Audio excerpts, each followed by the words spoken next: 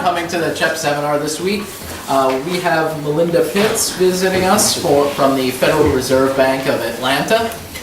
Melinda is a labor economist who is the director of the Center for Human Capital Studies at Federal Reserve Bank. She has studied consumer debt, health insurance, and the economics of health behaviors. And today, she's also a great friend of mine. I'm thrilled that she's here. Thank you for coming. We don't say how long. Somebody asked how long we've been friends. Yeah, we don't really go into that. No need. Today we're going to hear a new working paper from Melinda on graduated driver's licenses. Thank you so much for coming. Thanks for having me. Hi, thanks guys. Thanks for having me here today. It was a great day. Thanks for everybody that met with me. It's always nice to hear what people are working on, especially I don't get out of the macro world. You know, we're pretty macro labor and finance, so it's nice. So this paper, I think I was telling the students today that my interest in working with graduated driver's licenses I was at the ASHI-Con meetings, and Michael French had presented a paper on the unintended consequences of bicycle helmets, was that fewer kids were riding bikes. And then right after that, Mike Morrissey got up and started talking about graduated driver's licenses and how many lives they were saving. And in graduated driver's license, I'll talk more of their restrictions on teen drivers. And Laura and I were sitting there going, what are some unintended consequences of that? That seems like a lot. And our first one focused paper, which is still in progress, unfortunately, has focused on behavior, risky behavior. But since I'm at the Federal Reserve, we've seen these big changes in teen labor force. And so this naturally came out of my monetary policy. So this has been a long time figuring this out, but not a long time on this part of the paper.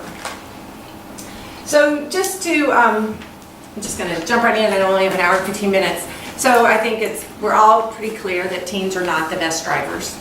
They have automobile accidents at 3 to 4 times the rate of middle-aged adult drivers. And I reported in 1995, because that's before and I'm starting at this data, there was about a reported over 1 million non-fatal accidents, right? And we know it's probably more than that. My lovely teenager, first day he had his car backed into the brick wall in our driveway. We did not report that to police. But so there's lots of that. So that's a lower bound. They have lots of accidents. And the psychology literature says, they just don't, if you want to keep them safe, basically they say don't let them drive till they're 25. Somebody said that today. Underestimate the dangerous situations. They make critical decision errors. Like they're more likely to speed, less likely to wear seat belts. And so in response to this, a lot of states have enacted these restrictions on these teens. There was about 8 states that had it in process, like New Jersey's had it for 20 years, right there, before, like since the 70s, I think it was. But there's a steep increase starting in 1995. And this is, and the focus was purely on safety, that we wanted, kids are dying when they're driving, and a lot of times it was driven by a parent's response. Their kid dies because they ran a red light or they were speeding, and so they want to push something to help so other parents don't have to go. This was how they dealt with that. In Georgia, it's called Joshua's Law, after a young man that died from speeding, I believe. And so the focus was purely on safety. And so what these work out, there's 3 stages for driving, right? So the first stage, before they can get their license, they have to take classes. Like in Georgia, they have to take 40 hours of classroom study, and they have to drive. You have to do like 40, 50 hours, and you have to keep a log, and your parents have to be willing, or your parents have to lie for you and say that you've driven all this time. And then when they get their license, there's a restriction on how late they can drive or how early in the morning. So, not after 10 p.m. or midnight, like that, and on the number of passengers you can have in the car. And I'm going to give you some examples by state. These restrictions are lifted at least by 18, some states earlier. And for this paper, many have exemptions in place to allow for teens to drive after curfew to go to and from work. And you can also go, some for church activities, and if you're in Alabama, you can have an exemption to go hunting or fishing. So if you have a gun in your car, it's okay to drive after midnight. Makes perfect sense, right? So, we don't let anybody in from Alabama. Bottom line, it's more difficult to attain your license, it's more difficult to drive at night, and it's more difficult to carpool. You can see from this was 1995, there were 8 states, and then there was over the next 10 years, a pretty steep increase in the number of states adopting these programs, but there's a lot of variety over time. These are coming in. The last state to join was in 2012. I think it was Vermont. I can't remember which one it was. How closely does this correspond to the rise in zero tolerance drunk driving laws? That came before this. Okay, so they tried the zero tolerance drunk driving laws. Now, in conjunction with this, if you're, because now it's 21, if you're caught with any alcohol in your system, there's a zero tolerance for that. But that was pretty much because they were underage. Mm-hmm. That was all before 1995, I believe. Here's some specifics I put in California, since I'm in California. You can start driving at 16. 1998 was when the GDLs were put into place. The kids have to be home by midnight in their first year. This is the current stuff. And they're lifted just after 1 year. And they can't have any passengers for that first year. In Georgia, it's not lifted until they're 18. And what it doesn't say here, but in their second 6 months, they can have 1 passenger. In their second year, they can have 3. So it goes a little bit up like that. Mississippi, which is where I'm from, you can get your license at 15 and a half. And it lasts 1 year when the curfew of 10, and it lasts 1 year. And they don't require, I don't believe they require any training. No current, and I turned 50. It's better when I was 15, I got my license and didn't have any permit. And my mom said, don't forget to go to your orthodontist appointment. They just put you right on the road. So it's a little better than that. New Jersey doesn't have any requirements. California, of these states, California has a work exemption that requires a note for their employer. That's a strict work exemption. Colorado does the same. Kansas does not. Is the work exemption relate to the time they can drive? Does it also relate to passengers? It just relates to the time. I see. So it's to the best of our knowledge. That's what we can. So they can drive after curfew with if they have. So that's like if it's strict, you have to have a letter from your employer. But if it's just some of them, it's just like you have to have either a note from your parents in the car, or if you're pulled over and you get a ticket, your parents can write in and say no, they were going to and from work. It seems pretty lame, but it seems to still impede them. So I think so 39 states allow for you to be exempt from the curfew to work, but 29 of them require that you have a note from your employer, which is an impediment on both sides of the market. We don't have historical information on work exemptions, so we assume that the current status is the historical status because the Institute on Highway Safety did not collect it. Okay, and they've been found to be effective. There was a decline in accidents and a number of fatalities. I don't cite anybody's paper here, but Mike Morrissey is really the leading person in this area. They estimate about a 6% decline in fatal accidents due to GDLs. It's about a third decline, which is a much higher rate than older ages. All accidents, fatal accidents, were declining because cars were getting safer. But they were declining more quickly for the GDLs. The stricter regulations were found to be more effective. They like earlier curfews, fewer passengers.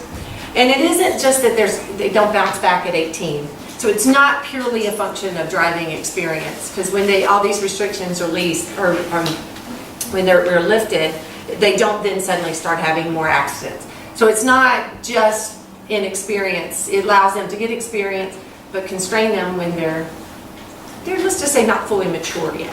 Although if you have children, or y'all remember, usually you teach. 18-year-olds aren't fully mature.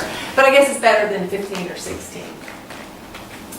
Okay, so what we are interested in is the unintended consequences. And It's estimated that there's been a big reduction in licensure during this time from about 20 to 30%, right? And 25% of unlicensed like GDLs is their major reason major factor in that they don't get a license.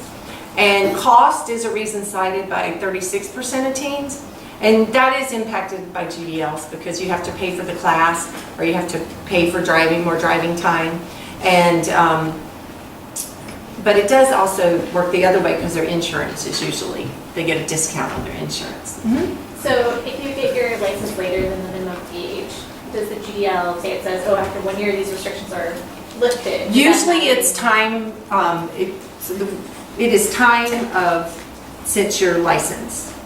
So, but the age that they're lifted, if it's 18, then there's no restrictions after 18. Even if you've got your license? If you got your license, if you're an adult, a legal adult, you can make your decisions, you're not. So everything is lifted by 18.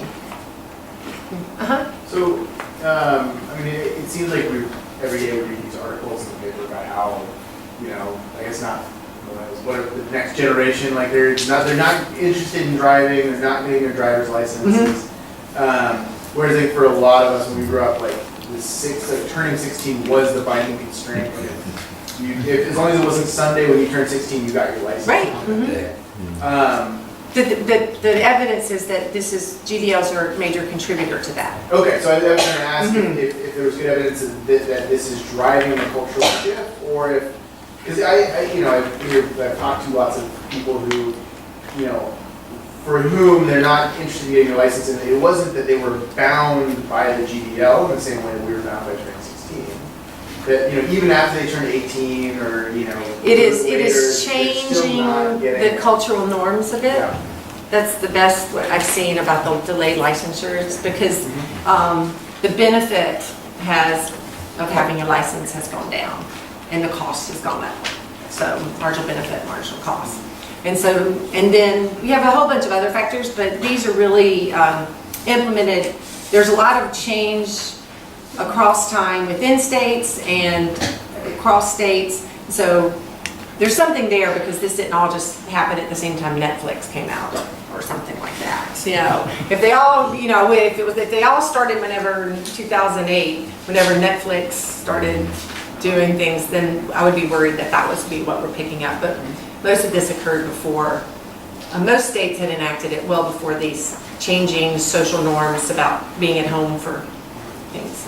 We're going to talk about this more when you describe the specific definition of your policy variable later. I'm just curious about what's driven most states to adopt changes in these laws. You mentioned sort of a law named after some kind of major that seems act. to be It's usually a traumatic event in a state that leads legislatures to do it. Are Mothers Against Drunk Driving sort of involved in lobbying? It wasn't Mothers Against Drunk Driving as far as we can tell. It seems to have been, for the early adopters were driven by advocacy, parent advocacy. And then once more states started to do it, more states started, to pick it up. And so the early adopters seem to be mostly driven by parental advocacy and we haven't found that MAD had a lot to do with it because it was more about the drinking and driving. So they were more focused on the older college age kids, I think. Good question. Yes. You were saying that the policies, you're just taking the current law as the... Just for the work exemptions. Okay, but you have historical, variation throughout that, okay. Yes, we got that from the Insurance Institute for Highway Safety, and they have detailed information for all but 6 states, so we do have to drop 6 states that we don't know what happened before 1995, and we have not been able to find the details of the law. We know when they started somewhat, but we can't find the details of the law. It's been, the Insurance Institute couldn't find it. My RA is not going to have any more luck than that, evidently. So what we're focused on though is the cost benefit of activities that are complementary to driving, which is, in this case, labor and leisure is what I'm looking at. So since this reduces the return to both labor because you can't work late at night, it's more difficult, you got to pay more to get there. And, but leisure as well. You don't have the freedom to go to your friend's house and drive around and do the crazy things that we did in high school. And don't tell my kids about what we did. And there's some evidence that there was a reduction in risky behavior. Laura, Tom, and I have another paper, and Monica Diza as well. We found lower birth rates, lower drug use, drinking, sexual activity. So some indication lower suicidal thoughts as well. So there's some protectiveness built into this. But the focus of this research is the impact on the decision to participate in the labor force. And this is because, let me see if this is nice. I work at the Federal Reserve, and we're very worried about the fact, this has come out, this is labor force participation time period, and here's the prime age at that time period, 25 to 54. It was declining, but from 83.5% down to 80.9. And this is just BLS data. For 18 and 19-year-olds, it went from 63.9 down to 47.6%. And for 16, 17-year-olds, 43.5 to 22%. So these are huge declines in teens' attachment to the labor force. And we need to know what's going on, and is this something that we need to be worried about from a policy perspective? If we do some type of expansionary monetary policy, is this going to affect teens? So just to reiterate, this is to show that it's disproportionately, it was pretty obvious, but this looks at the teen labor force participation as a share of the prime age.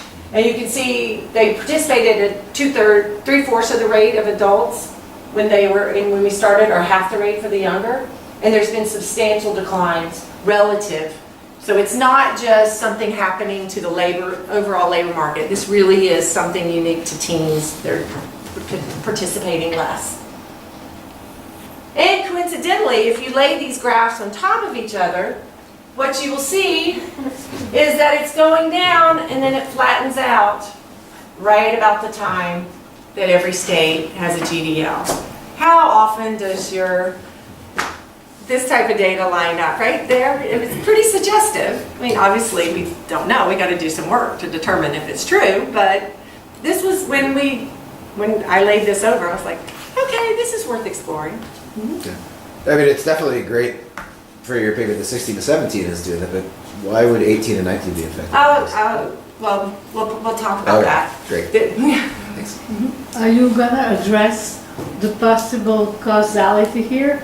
Because it could just be that the parents of teenagers, or more generally parents in the period of 95 and onwards, became different kinds of parents. Whatever drove them to go and change the laws about driving, teenage driving, might be the reason that those kids don't go to work just because they're more protective parents. I mean, there's also been a lot more children. That's actually one of our explanations. These happened like very spread out over time. So every parent would have had to have changed their behavior in very odd ways across the United States and regions. But when the state enacts a law that gives you a curfew, this is one of the reasons you're going to find the work exemptions don't have a huge effect, is we think it's because parents are changing their norms. So it's a midnight curfew. If the state thinks you need to be home because it's not safe for you to drive after midnight, I'm not going to let you drive after midnight. So absolutely, we think that is one of the contributing factors. So yes, I do. As a kind of placebo, have you considered looking at college enrollment by state at the same time? I'm sort of thinking that both the 18 and 19 and 16 and 17 could be driven by more competitive and So coincidentally, I have a paper on that, looking at the merit aid and looking at college enrollment. But because if that was the channel, then your findings on the work exemption shouldn't sort of. Well, bind. so we're finding that when you states have merit aid, it's not explaining any aggregate change. Some states, when it's harder to get into colleges, to get the merit aid, it lowers it, but increases it in other states where it's easy. But again, I mean, as you'll see, we have much time fixed effects. I mean, if these are changing, if that was the primary, I mean, yes, I think that we're not explaining all of this decline. So yes, I think that is changing, absolutely. And that's probably contributing some of it. And we thought that the merit aid, the drive, do you know what merit aid is? Like, I think California has it where you get, if you have a certain grade point average, no, y'all's is need-based too. If you have a certain grade point average, in Georgia it's called the Hope Scholarship. And if you have a certain grade point average, you get no tuition. In Georgia's other states have smaller, you know, it's not as hard to get it, but lower tuition. And we're not finding that's shifting the aggregate number at all. How much bite do these laws have, and does that vary by state? Like if you get caught driving past 10 o'clock in a state where that's the curfew once, or do you lose your license, or what In happens? general, you will lose your license. Yeah, so, I mean, you'll get a ticket and you'll lose your license for a period of time that varies. So there is a difference. We don't control for it here, but whether you can be a primary or secondary offense. And in a lot of states, it's a primary offense, but we haven't found that really matters, which is why we kind of go with the Shoshana's argument that this is driven by parents' reactions to the laws as much as that. So in terms of it, as we kind of move forward, look at this, presumably we're going to see these reductions and all of that. How should we think about this? And I'm putting this in the context with the other paper that you're working on, you mentioned that you're saying risky behaviors are coming down, right, as a function of these laws, but they're also working less. So whether or not... Oh, that will be my conclusion. I'll get to that. Okay, so... And that's when our job is to give the information, right? And Sure. policymakers weigh the value judgment. I think what we'll find is, I can't remember the exact number. I think it's 250,000 less jobs for 60 fewer deaths is the trade-off. Oh, I was thinking, not quite to that. What's filling this gap at this time, right? Oh, okay. You're not going out and partying. No. You're not working. Well, so there's some Are they staying evidence, home and- but this is a work in progress, the Okay. Tiny survey Right, that yeah. but there's some evidence that they're playing more video games. Eric Hurst and Mark Bills, they have a paper, they're playing more video games. So if I wanted to also trying to convince you that this is something interesting, someone asked, like, well, how does this compare to the states that had it, the 8 states that had it before 1995 when we get it, and then and compare that to the states. This is the teen LFP for 16, 17-year-olds. And this red line is the difference. And you see at the beginning, and the difference is over here, that the states that had GDLs in place in 1995, their teenage labor force participation was 3.5 percentage points lower than the states without it. And these converge over time up into around 0 now. And so they are just moving together. So we see right here when everybody's in it, there's just noise there. So there seems to be some suggestive evidence that this is something we care about. And why do we care? From a monetary policy perspective, any response is going to be muted, but there's also this issue of slackness in the labor market. The unemployment rate's really low, but yet we keep adding jobs. What's going on? Are we truly tapped out? And are we going to be able to get these teens back in the labor market? And the answer is not at the rate we think that you would have in the past. So this is important, I think, for policymakers to know. But I also think it's important because it's been found that working during high school is not a bad thing, as long as you work less than 20 hours a week. Right? It's increased grades, higher wages in early adulthood, and I think the effect goes out for 10 years. They find this positive. And then something I'll talk about later that we would like to look at is, and some families rely on this money to survive. Some kids have to work, and so we're going to try to do it by the household. And but it also influences productivity and skills of our future workforce. So I think it's important. We use the monthly basic survey of the current population survey, January 1995 to 2014, but we go back a little further to determine age, and I'll get to that very detailed manner of determining age. We limit it to driving age through age 18 in the period of analysis, but and workforce had to be available. We do have 15-year-olds that have workforce information available, so if they're going to turn 16 within so long within the cycle, evidently they do interview them about that. And we do assume each individual was born in the state in which they currently reside. I'll tell you why, and just it's not a huge assumption, but it matters. I mean, it matters to how we model things. We have integer age. We do it separately by male and female, all of our estimations. They're on average almost 17, which makes sense if they're 16, 17, 18. It's about 12% non-Hispanic Black and about 15% Hispanic. 38% of the guys of each participate in the labor force. And if they participate, the males work 20 hours and the females work less at 18 hours per week on average. So if you participate, you're working a good amount. Of course, there's a lot of variation around that. All right, so we break our sample up into three types of GDL coverage. So there's Class R for restricted. They're currently subject to a restricted. Class F, if they're formally subject to a restriction. And Class N, if they're never subject to any restriction, any GDL restriction. All right, so that means they achieved driving age before GDL laws were enacted in their state. And so if you already had your license, but were still under age 18, you were grandfathered in. You were not subject to these laws, right? And then the current state of residence is used to determine your GDL exposure at all driving eligible ages. So if someone moved, they fall out of the survey. So whenever we see them, it's just in that one location. Because remember the CPS, you may not remember, the CPS does households, not families. So if you move to a different household, then the new person that moves in your house will be interviewed, not you. But the CPS only computes integer, the CPS only lets us know integer age. They know date of birth, but you cannot even get it in the RDC. They will not let us have date of birth. But driver's license laws are based on age in months. So if you use integer age, we're going to be having a lot of variation that we don't know about. So it doesn't allow us to precisely estimate that. But the CPS is a panel.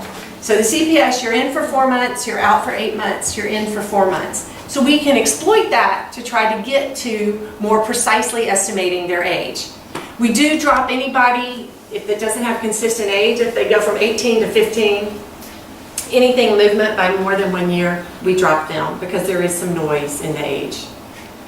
Okay, so just for example, to show you what we do, say we know in February that you were age 16. If you turn, so that means their birthday is between the second half of February 1999 through the first half of February in 2000, if this is in 2000. If we put an age in March of 2017, then we're golden. There's 1 month where their birthday is in that little period right there. If they're still 16, we keep looking at the subsequent interviews until we find the age change to 17. And we assume all laws go into place at the end of the month, which is actually a pretty 98% of the time. They're going in at a time period after the interview date for that, or at the first of the month, then we take care of that. So this allows us to narrow down the range. We go until we find all the possible months that it could be that they turn 17. Then we take data from the CDC monthly natality files from the CDC. That's the monthly count of births in each state each year. And we assume that the individual was born in that state. And so we get the probability the individual was born in each month. We just sum up the number of births in the month divided by the total number of months of births in each of the eligible months. So they have a probability of 0.2 of being born in this month, 0.2 in this month, and so forth like that. And we do use that to assign whether they're restricted, formally restricted, or never restricted. So we're not going to have a 0, 1 for some of these people. on which category they're in. They're going to have a probability of being in each category. And this is just the notation, probability of being in each category, R, F, and N, restricted, formally, and never.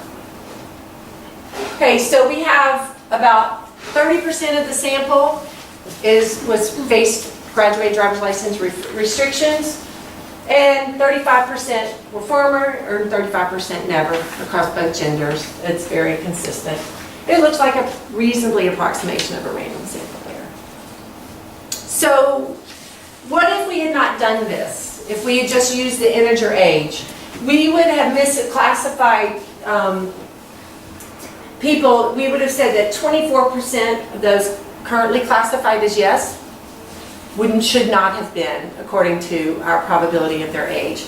And currently covered, no, 8%, 16 and 12 for the formally covered, and much smaller for the never, because most of those, it didn't matter because it didn't exist in their state, so it didn't matter when they aged up. So there's only a few people that it matters for, and those are the people that were right around the transition points, whether or not, when the law was coming into effect, whether they had reached age. So we think that using the, predicting their age as opposed to just taking a straight integer age is the way to go. Okay, so I'm trying to cut this down because I know we don't have as many things. We did 3 regressions for each labor market. We combined them into one model. So it's the probability of the labor market outcome conditional on X, which is explanatory variables that can vary with exposure to the GDL restrictions. And I'll tell you what those are, but like cigarette taxes or beer taxes or gas taxes, they're all going to affect you differently depending on what level you are. And S is your GDL status, restricted, former, or never.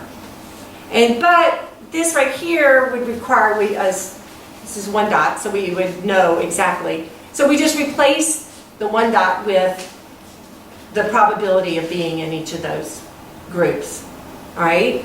And given the variations in the probabilities of being in each of the 3 GDL exposure groups, across individuals and times, I keep talking about this, each of these beta parameters, these parameters are vectors are identified. So we don't have any problem with identification. You guys look like you're trying to figure something out. Okay, all right. So I mean, this is all to deal with just the measurement issue around age and the particular restriction on the state law and dumping you into a bin. You know, it's not really difficult, okay. But no one has done this. Yeah. And so we think it was. I mean, Yeah. it just do it. So it's just our. It's a simple model, simple labor force participation model. But we're estimating all these equations simultaneously. And here's what's in there. We have the quadratic in age, with the probability age, race, time-varying state-level measures of beer tax, cigarette price, gasoline price, state median income, state unemployment rate, and the state population, and the things that make leisure more fun. Are there a lot of differences across states in teen labor laws? I feel like I remember when I was a teenager, I had to get special parental permission to work at like age 16. Are there laws like that might vary? I don't know of any at 16. Before 16, you have to have a parental position, but I will look into that. That's a good question. I don't know of any. But we do have very detailed fixed effects, so that would be, as long as those aren't varying in time, we capture that in the state fixed effects. Because we have state and month level fixed effects, and there are not any never restricted observations after 2012 because everybody is restricted. And we have state-specific linear time trends. And except for those state-specific time trends, there are separate coefficients for all variables in each of these models. So we allow the coefficients on each of these to vary depending upon which status of the GDL you're in. Okay? Okay, so we compare the regression functions of the GDL restricted group to one of the other 2 groups. And just like, so if we're, restricted versus never, it's just the estimated impact of GDL restrictions for the state E is beta R minus beta N, basically, weighted by the mean of the explanatory variable vector in that state.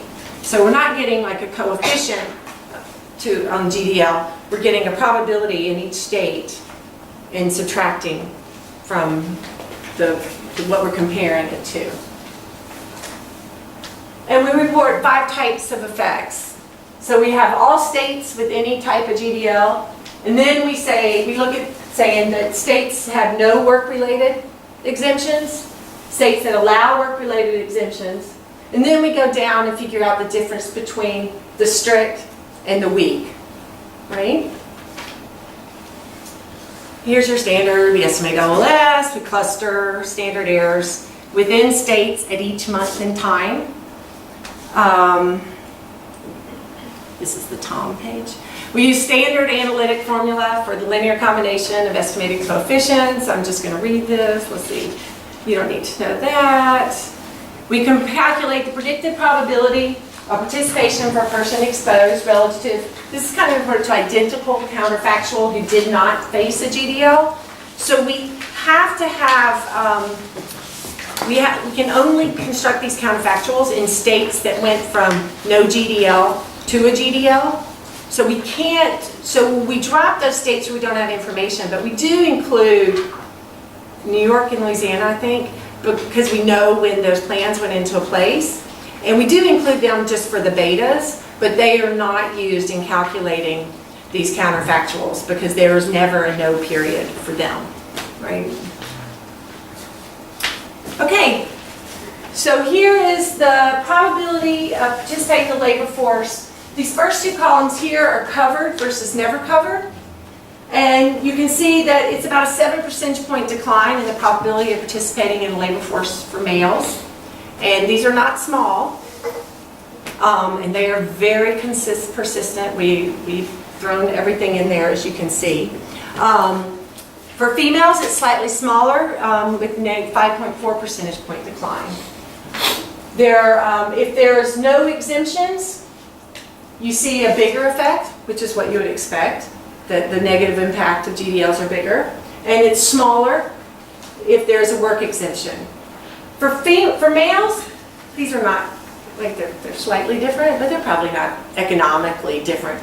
There's much larger differences for females, a much bigger difference. We can't actually calculate whether they're statistically different because of the way we had to estimate it, but that's a big decline from negative 9 percentage points to 5 percentage points. So what is the, so 2 questions. What's the story for why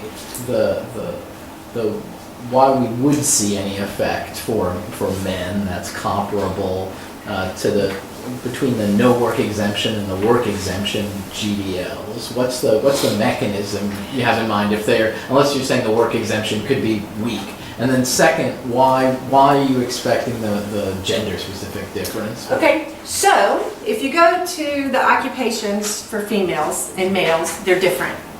The largest share of females is in the service industry, and the largest share of males are in finance. Finance, and it's in the paper. I think it's manufacturing. This right? is for teenagers? For teenagers, right? And so they're working in different types of jobs. So if you go to the time use survey, the share of workers that work between 9 p.m. and 2 a.m. is the largest in the industries where teenage females are more likely to participate. So that's my nice answer. My sarcastic answer is because girls are just more on top of things and get the paperwork done. But I actually kind of thought it might go the other way because parents would be more reluctant to let their teenage girls drive late at night. But maybe it's because they're more reluctant to let their crazy teenage boys drive. Maybe they know the girls will drive straight home and the guys would drive around or something. I don't know, but we looked up at the time use and we found a difference in the, it just means, which is why our next paper is going to focus on how this affects time use. Can you repeat how the fact that the teenage men are in the finance sector, how would that possibly? Because those industries are much less likely to have jobs late at night. than the jobs where the females are more likely to work. Babysitting, working outside the home, after things like that. And it was a big pain because we were in Georgia, and we could, if we had a babysitter, we had to be home by midnight, but by 11:30 for them, give them time to get home. So, yeah. These results are just looking at labor force participation at the extensive. We're just looking at extensive margin here, yes. Have you looked at all the, sorry, if you get to it. Yeah, I'll get to it, yeah, great. patience. Thank you for Sorry. segueing, but yeah. Let me answer your other question first, that I had yet earlier. So I'm trying to understand what exactly you're estimating. I know you explained it, but It's the probability of participating in the labor force. how you're doing that. So is it like a weighted regression where the weighting is the probability of treatment? Yes. Okay. And so we're predicting, each one gets a weight, like Sure. 0.2, 0.8. I guess I'm trying to understand because those are not exogenous probabilities, they're estimated. And I'm trying to understand if that estimation, like that's a statistic that you've calculated from data that's going to have some estimation variability, right? Yeah, And so I'm but I trying to don't think they're understand whether or not influenced. that's going to affect your inference. Like if you have, so it wouldn't be a standard like measurement error type of problem or error in variables, but it'd be something sort of. Well, you can hold on, I'm gonna show you without, not using the weighted in a Okay. minute. Okay, maybe that's the answer to my question. I'm saying, what happens if you just ran, naive? Patience, my child, let me get through the first thing. I'm glad you're asking questions, otherwise that would mean nobody cared, that would suck. Here, we have former versus never covered. Now, there's a couple of reasons why we think the former may differ, may have persistence. First is delay in licensure.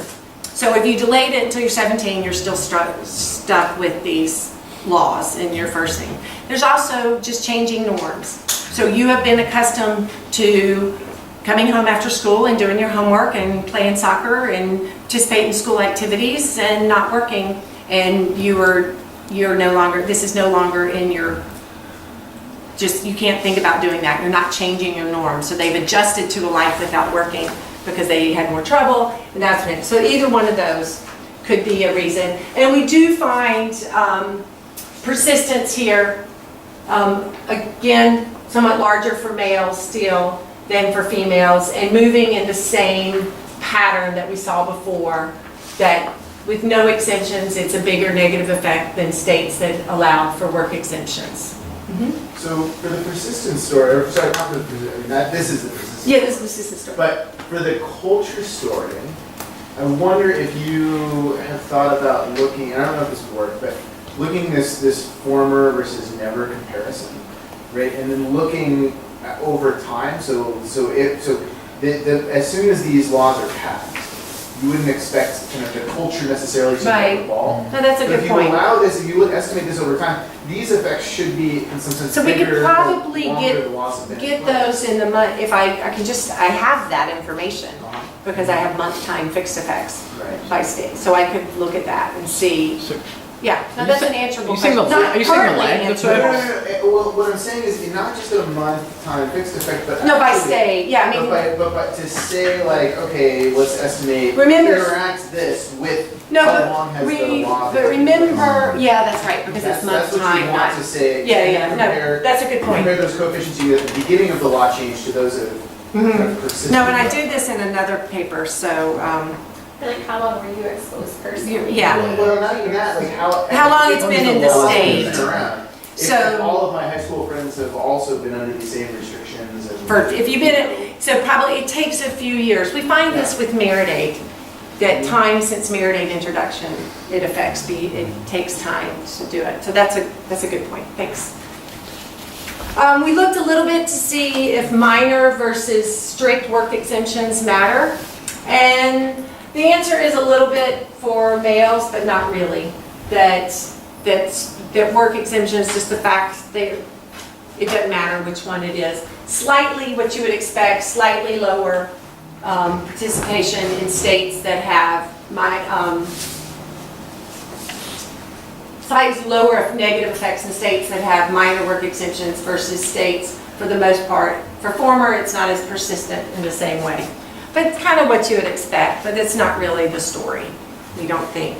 In fact, probably the story is, we could probably, we got to explore what the life cost, the accident cost of these work exemptions are, but doesn't seem to be a big factor. Does it matter if you're former covered and still living at home versus not? I guess there's only the. Everybody in this is still living at home. Everyone is still living at home. Or they're still primary because they're in the CPS. In the CPS. Yeah.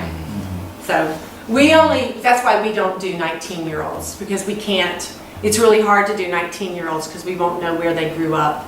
So it would be lovely to be able to do kids later, but unless you know where they lived, we're not, we're not as able to accurately do that. So how about the intensive margin? How about that? So it's very interesting that it goes the other way. So we would have expected if they worked, they were going to work less. But no, if they work, conditional on working, they work more in states with GDLs and states without. And it's kind of like if you've gone to the trouble of getting the letter from your employer, getting your license, getting all this stuff, or you have a car, so now you got to pay for your car, which is probably a large part of it, pay for your gas. How many students have y'all said, well, I didn't get my work done because I have to, I couldn't study because I have to pay for my car to get to class, So we find they actually work about 2 hours more for the males, 2 to 2.5 hours more for the males, or 3.6 more when there's no exemptions. And less of an effect, not as much for females, because they were filling out those forms, remember? So. Can you see hourly wages by any chance? We're getting really small sample sizes. Yeah. Because you've got only 1/3 of them participating in the labor force, and then you only get 1/4 of them with wages. So it's only the outgoing rotation. Yeah. So we really are just not going to be able to identify looking at wages very well. So. Yeah, so it's, again, probably too narrow. I was just wondering if there were sort of compositional shifts across, I don't know if that's what you were sort of getting at or not, about whether they were, where they were working, sort of the industries, were these laws changing where? I do have that, and the service industry became, I don't have it in here, but we did see that the females became more and more concentrated relative to males in the service industry over time. So we did see some compositional. I'm just wondering if they're shifting, if there's any, if there's any sort of shifting out of. No, so the males were shifting out of late night jobs into earlier jobs that were earlier in the day. Yes, right. But we did not find that for females. Okay, but I mean, did you find it across sort of sectors to sort of be able to tell that kind of story about? I have it, but we haven't done Like it. getting out of, men getting out of, particular jobs that are going to, particular sectors that are wait, more no, like I know why we can't. I construction tried or to do something. this. No, we tried to do this. I'm sorry. We tried to do this, but there's this little thing called the recession going on, the man session, and the housing crisis. And so a lot of these jobs that teen males had, it's, they're shifting out of there for other reasons. So, I mean, we could do the same type of thing, but it's really harder to figure out what we would be focusing on. But I definitely have the patterns of behavior by all the occupations. I went ahead. So there's some suggestion that maybe this is all driven by rural areas because they don't have, more urban areas are more likely to have public transportation. Maybe this doesn't matter as much. And these results, obviously they're not going to be, we have much smaller sample size, but it doesn't seem like it was any, I think there was one female that it mattered more, but otherwise it's less of an effect in the rural areas, the non-metropolitan areas, than in the metropolitan areas. So this is pretty much, I mean, if you do, it's driven by the metropolitan areas. So somewhat by rural areas, but not very much, because there's no jobs in the rural areas, so it doesn't matter. They weren't working anyway. Nice to get the nod of approval from Jeff. Okay, so here's your question. Which way does it matter? And it's interesting because it gives you different results depending upon males and females. And so, but the story stays about the same. These are the ones you saw before. the weighted. The first 2 columns are the ones you saw before. So with the unweighted, we are underestimating LFP for males relative to the weighted, but we're overestimating LFP effects. And for females, we overestimate relative to the weighted. I have no idea what that means. Well, does But the same general pattern holds. just so I'm clear, I mean, is this unweighted just sort of your standard kind of diff and Yeah. diff where you're not doing any, where you're not doing sort of any, are you still predicting people to sort of go Yeah, against yeah. whether they're covered? Yeah, but it's the same thing as doing that. So it's just, we're doing the one dot there, where they're either in here versus in here versus in here. Okay, Yes, so they are fully assigned based on an integer age. We gave them okay. 16 and a half, 15 and a half, like that. So we assigned them integer age plus 6 months Okay.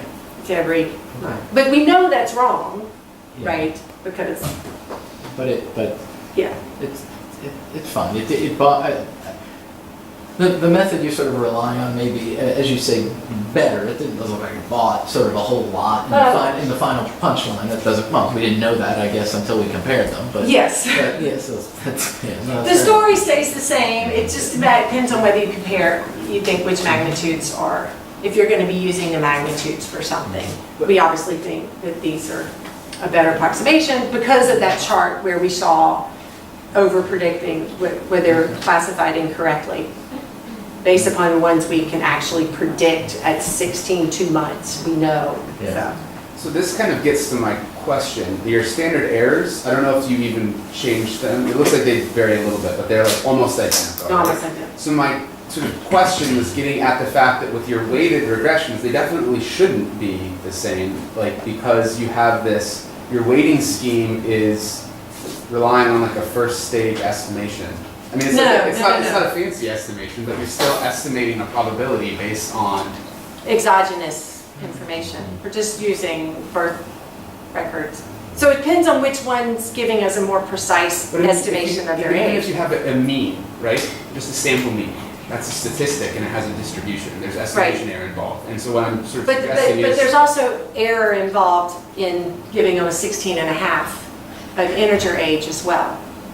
Right, but what I'm saying, but that's going to be a much different estimation error than calculating this first stage statistic. And I'm saying No, that the standard errors to me shouldn't be the same.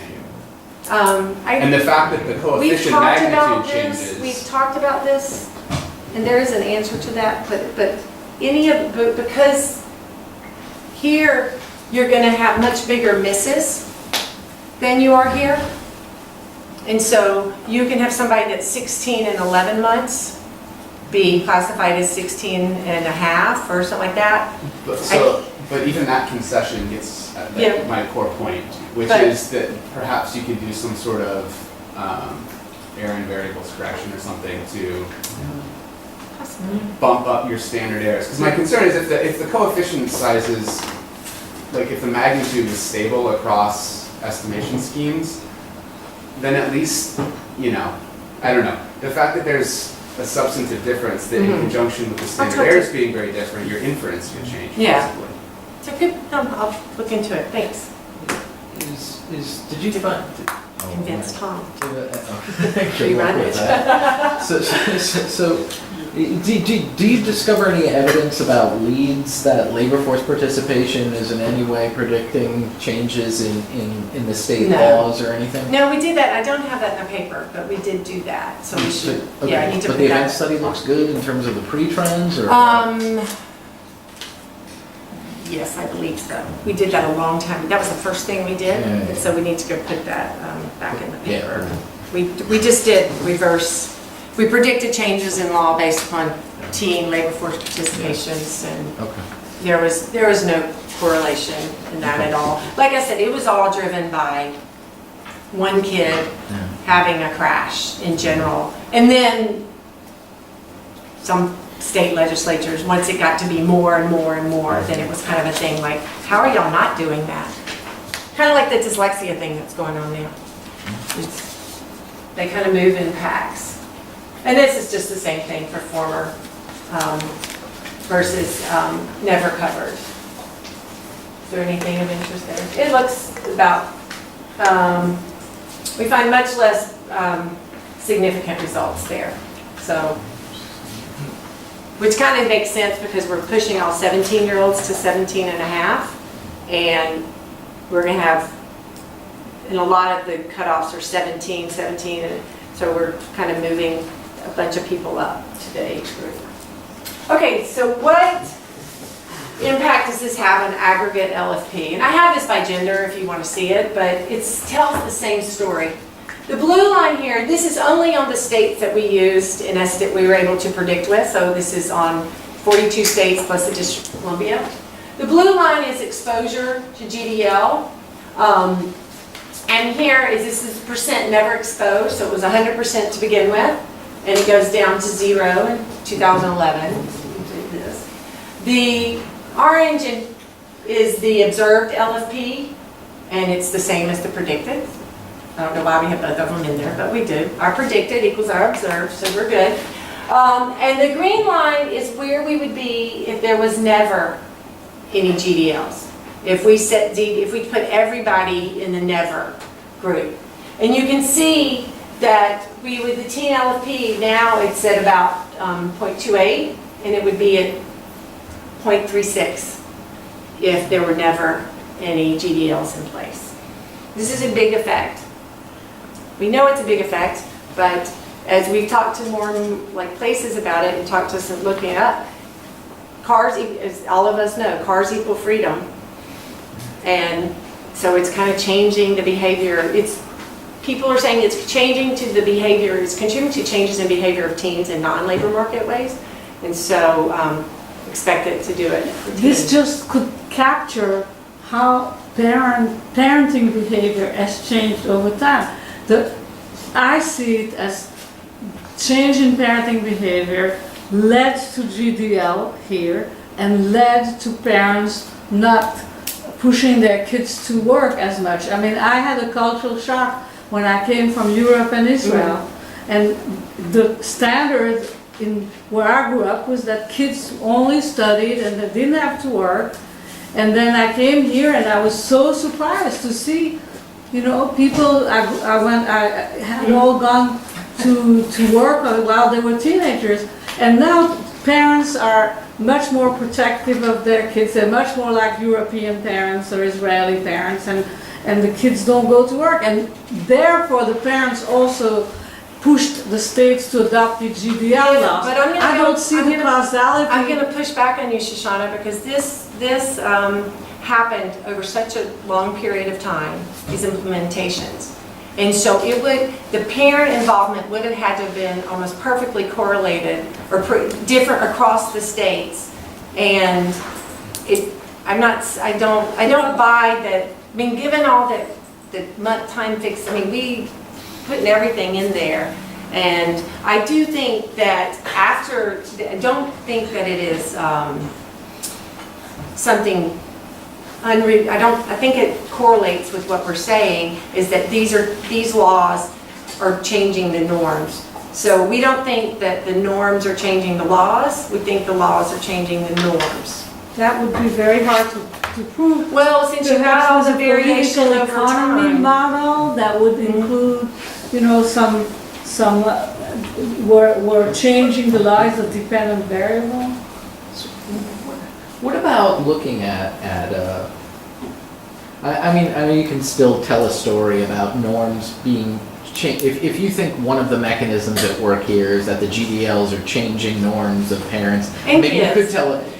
could tell a story about spillovers, but it might be nice if you could show that GDLs are unrelated to changes in risky behaviors by 13, 14, and So, but 15. you can't, because those 13, 14-year-olds used to ride with the. So the problem is we don't have a counterfactual group because it's affecting kids younger than them because, well, every senior boy dates a 9th grade girl, or things like that. And so we're finding effects on the behavior, especially of younger girls, on their risky behavior.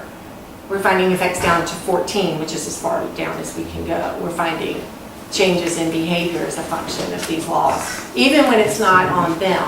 No, I agree. So we've been trying to figure out something that GDLs would not affect at all, but we haven't been, if you have any suggestions on anything, because this is an all-consuming part of their life, and we can't find any counterfactual. Sorry for jumping ahead again, but what about attaching like household characteristics like both parents at home, family income, things like that? If that's available. We don't have too much information on that. We do have median, we have household income. If we go much further than that, we're going to lose there's a lot of noise in the family information. And we don't want to lose observations, but we do control for household income. And I'll tell you, I mean, that's one of our things, is to estimate it. Because you would Well, it's almost expect like just going at the sort of this explanation of changing parental, involvement. yeah, but we don't Two have parent information. versus one parent maybe We could can't. do something, but yeah. Okay. Yeah, no, we don't have good information on that, not with this data, and this is the best labor force data. But Have you seen any broader labor market spillovers? Like, have you just wage rates at the lower end? So there's, let's see if I've got this. Okay, so we haven't seen a broader in the labor market, but I was trying to see if I had this in here. But what we see is that was going on at kind of the same time as why teens, the demand side for teens may have been impacted by this, is because there's a higher elasticity, labor demand, elasticity of demand for teen workers. And so we also have automation going on at this time, and so we have a supply of older workers that maybe can replace some of this, so that may be contributing to some of this. It might be interesting if you could look at minimum wage laws. Oh, wait.